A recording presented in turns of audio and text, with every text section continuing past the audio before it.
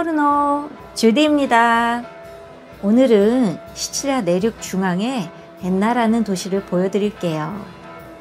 축포와 환호성으로 엔나 최고의 축제가 시작됩니다. 매년 7월 2일 엔나 사람들은 모두가 축제에 참여합니다. 이 축제는 대성당의 성모상이 마을의 주요 거리를 돌며 시민들에게 축복을 전하는 행사입니다. 마리아 여정은 엔나 두오모 성당에서 시작하여 몬테살보 성당까지 약 2.5km에 이릅니다.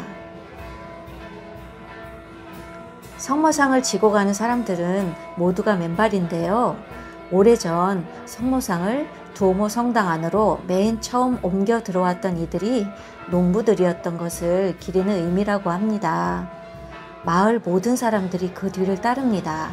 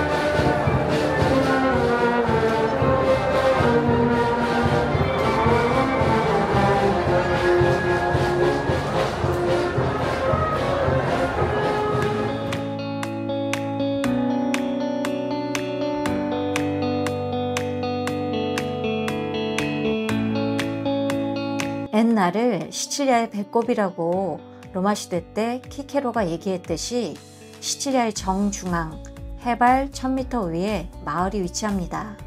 마치 하울의 움직이는 성을 연상케 하네요.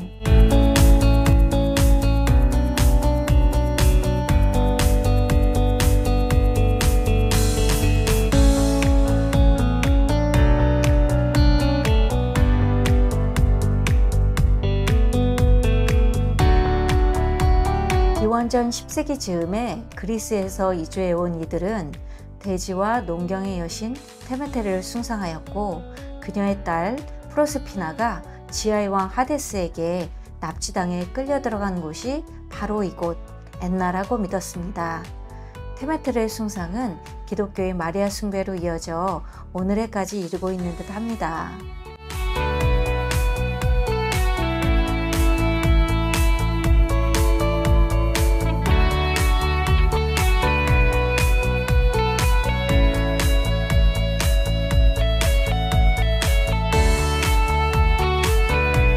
엔나의 명소 중에 또 하나, 롬바르디아 성입니다. 침략자들이 난공불락의 성을 함락시키고자 부던히도 애를 썼던, 그리고 그때마다 엔나 사람들을 굳건히 지켜주던 성이지요. 지금은 의외의 인물이 지키고 있네요. 한번 만나보겠습니다. 한 반란 노예가 자유를 전하다. 자, 로마의 스파르타쿠스를 떠올릴 때 노예 반란을 이제 생각하게 되는데요. 이미 스파르타쿠스보다도 훨씬 전, 자, 기원전 135년에 이 시칠리아에서 노예 반란이 있었습니다. 에우노라는 이 시리아 출신의 그 노예였는데요. 그 당시뿐만 아니라 오랫동안 이 시칠리아는 로마의 그야말로 곡창지대였었거든요. 주로 이 비오카니 화산 지형에서 밀 농사, 그 다음에 여러 가지 이제 농작물들이 풍부하게 재배가 되는데, 그러다 보니까 대지주들이 이 많은 노예들을 아주 혹독하게 이 노동을 시킵니다. 자, 에우노.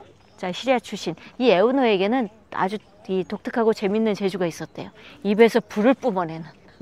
그죠? 우리 왜 서커스 이런 데 가면 왜 그런 거 나오잖아요. 그러니까 이미 그가 2000여 년 전에 이미 그거를 그 기술을 테크닉을 터득하고 있었나 봐요.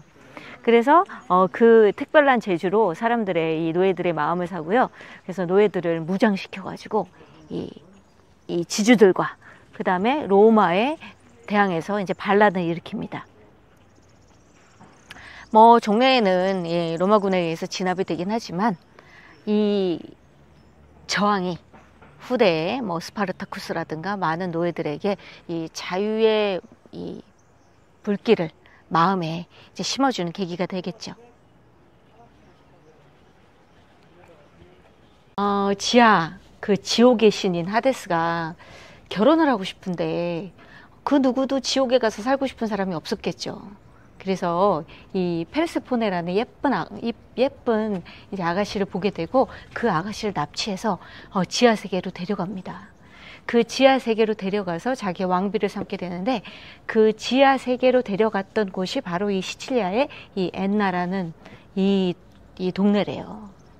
자, 근데 이 페르세포네는 그냥 아가씨가 아니라 테메테르라는 이 대지의 그 다음에 농작물을 관장하는 여신의 딸이었어요. 아주 애지중지하는 고명딸이었는데 이 딸이 어느 순간 갑자기 사라져 버린 거예요. 그래서 이 대지의 여신이 여기저기 이 시칠리아 땅을 헤매돌다가 결국에는 이 눈물을 흘리면서 이 자리를 하게 된 곳이 바로 이곳이고요. 그 많은 눈물들이 모여서 호수가 되었다는 그런 전설 따라 삼천리 이런 이야기도 전해지는 곳이 바로 이 엔나입니다. 지금 뒤로 이 지역 사람들이 이 테메테르 대지와 농작물을 관장하는 여신을 모셨던 신전의 흔적이 저렇게 남아 있습니다.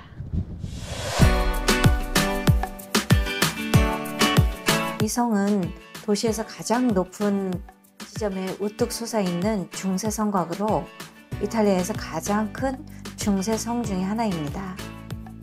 면적은 무려 26,000제곱미터에 달하며 이름은 노르만 시대의 성을 지키던 시칠리아의 롬바르디아 병사들에서 유래합니다.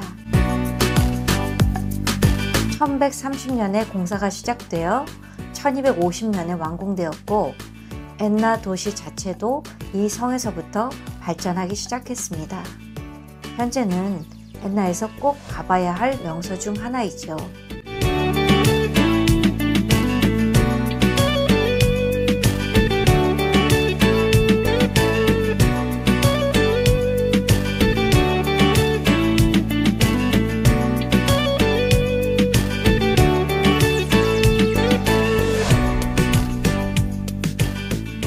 엔나 두오모는 도시의 가장 큰 성당으로 도시 중심에 우아한 작은 광장에 면해 있습니다. 1300년대 초에 지어진 이 대성당은 여러 시대에 걸쳐 이루어진 보수공사 덕분에 고딕, 르네상스, 바로크 양식이 조화롭게 혼합된 모습을 띠고 있습니다. 외부에는 커다랗고 멋진 파사드와 종탑이 있습니다.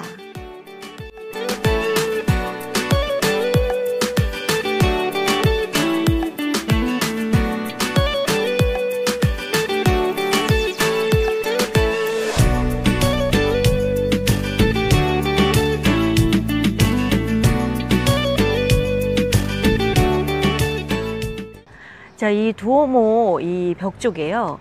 엔나의 수호 성인인 성모 마리아의 성상을 모셔오는 재미있는 이야기가 이렇게 그림으로 이렇게 설명이 되어 있는데요. 자, 첫 번째 그림을 보시면 이 지역의 전통적인 수호신이었던 그 테메테르. 이 지역은 주변이 풍요로운 밀농사 지역이었다 보니까 이 대지와 농경의 여신이었던 테메테르를 오랫동안 모셔왔던 그런 전통이 있었습니다. 자, 테메테르의 땅이었던 이곳에도 자, 어김없이 예수 그리스도의 가르침은 전파가 되고요. 저기 보시는 이 테메테르의 신전이 있었던 자리가 저렇게 불타서 이제 파괴되는 모습이 보이면서 그 자리를 기독교가 대신하게 됩니다. 자, 1412년에 이 두오모 성당, 자, 이 지역을 대표하는 이 주교자 성당이 지어지면서 이 지역의 원로들이 쇼핑을 갑니다. 예, 이 두오모 성당에 모실 이 성모 마리아의 성상을 구입하기 위해서 저기 보시면 베네치아 자, 뭐 그 당시에는 최고로 앞서가는 최고의 그 신문물의 도시였기 때문에 베네치아로 이 지역의 원로들이 이 성모 마리아의 성상을 모시러, 사실은 구입하러 이제 떠났던 이제 그런 일화가 저렇게 그림으로 이렇게 표현이 되어 있습니다. 자, 근데 안타깝게도 그렇게 이 어렵게 자, 이 모셔온 성모 마리아의 성상을 이제 그 배에다가 실어가지고 그 보내게 되는데요. 자, 이 저기 보시면 그 나무 개짝에 MN이라고 이렇게 표기가 되어 있는데, 저 MN은 나자렛의 마리아라는 뜻입니다. 그래서 나자렛의 마리아라고 이렇게 괴짝 밖에다가 표기해가지고, 자, 선박에 실어서 이제 이송해 오는데 안타깝게도 풍랑이 일어가지고 난파를 당하게 되는 거죠. 침몰한 난파선에 자, 우리의 성상이 모셔졌던 이 괴짝은 다행히 살아남아서 이 메시나 지역까지 떠내려오게 됩니다. 자, 동쪽 끝 지역인 메시나에서 이 시칠리아의 정중앙, 정중심부에 해당이 되는 이 엔나까지 이 긴 여정을 통해서 이 성상을 모셔오게 됩니다. 자, 마차를 통해서 뭐 이렇게 이제 모셔왔겠죠? 그리고 마을 밑까지. 자, 뭐 여기 뭐 거의 해발 1000m 가까이 되는 이 높은 고지대에 위치하는 마을인데, 그 마을 아랫지역까지 이제 운송해 왔던 거죠. 그리고 많은 이 농부들과 그 이 지역에 이 많은 시민들이 이 환영하는 모습을 이제 그림에서 보실 수가 있으세요. 그리고 이제부터 아주 드라마틱한 일이 벌어집니다. 자, 이렇게 어렵게 모셔왔는데 이제 본격적으로 이 두오모, 자, 이 지역 엔나 대성당에 이 성상을 모셔오는 과정에 아주 신비스러운 일이 일어나게 되는 거죠. 자, 이 성상을 이제 성당 안으로 이렇게 모셔 들어오는데, 이 지역의 유지들, 그야말로 귀족들, 성직자들, 이 높은 신분의 분들이 이 성상을 이제 운반하려고 했던 거예요. 그런데 어찌된 일인지 성모님, 이 성모 성상께서 꼼짝도 안 하는 이런 일이 벌어집니다. 그야말로 이제 지금 저 사람들의 표정을 보시면 굉장히, 그쵸, 이 비탄에 젖은 이게 어찌된 일인고 하는 그 표정들을 이제 찾아보실 수가 있으세요. 자, 이 안타까운 상황을 지켜보고 있던 주변의 농부들이 막 뛰어오게 되죠. 그리고 그들이 이게 모여서 이제 성상을 들어보게 됩니다. 근데 이게 어찌된 일인지 그렇게 꼼짝도 안 하던 성상이 이 농부들이 드니까 이게 들리는 거예요.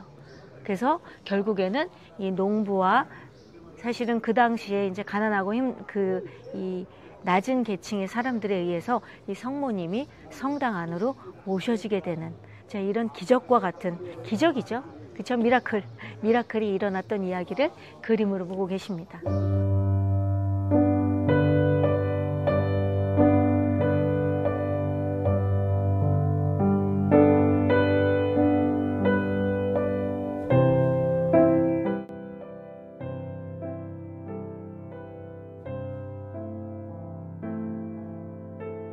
경당 내부는 아름다운 목조 격자 천장과 석고로 만든 스투코와 프레스코화로 웅장하고 아름답게 장식되어 있습니다.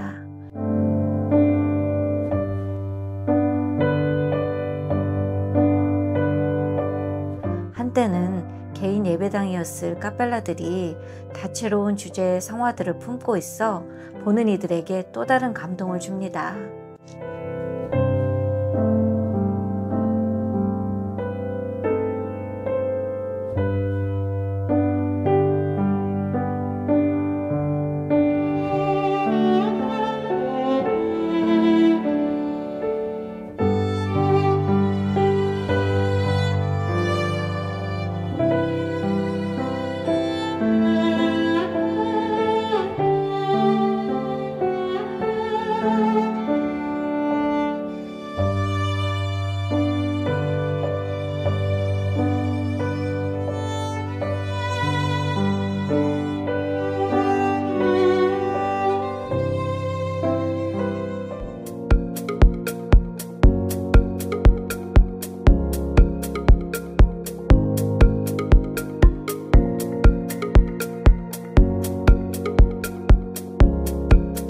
엔나를 대표하는 또 다른 상징물은 중세시대에 세워진 페데리코 2세의 탑입니다.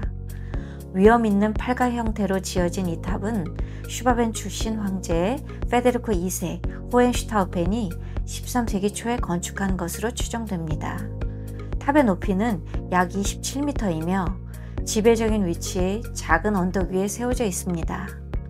내부의 계단을 오르면 꼭대기에서 엔나 시내와 그 주변의 아름다운 장경을 한눈에 내려다볼 수 있습니다. 페데리코 탑뿐 아니라 성당의 종탑들 역시 훌륭한 감시탑 역할을 했었는데요. 위급함을 알리는 봉화와도 같은 용도로도 사용되었습니다.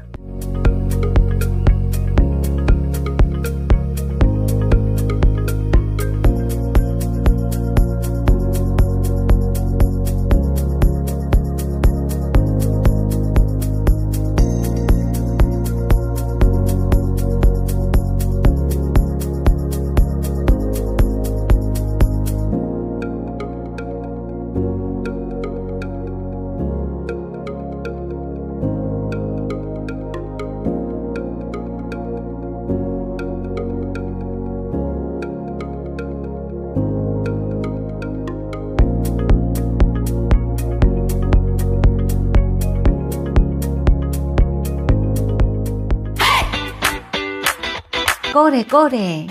옛날 사람들은 기쁘거나 놀라울 때 꼬레를 외친다고 합니다. 꼬레는 그리스어로 대지의 여신의 딸 프로세피나를 뜻합니다. 여신은 여전히 그들의 삶에 함께하고 있었습니다. 아리베데르치. 다음 영상에서 만나요. 꼬레 꼬레. 엔나에서 만난 피자입니다. 시금치 삶은 거하고 강낭콩을 올려놨어요. 거기에다가 저거 양파도 올려놨고. 세상에서 처음 보는 피자입니다. 네, 이탈리아에서 처음 보는 피자. 맛은 어떤지 소감을 남겨놓겠습니다.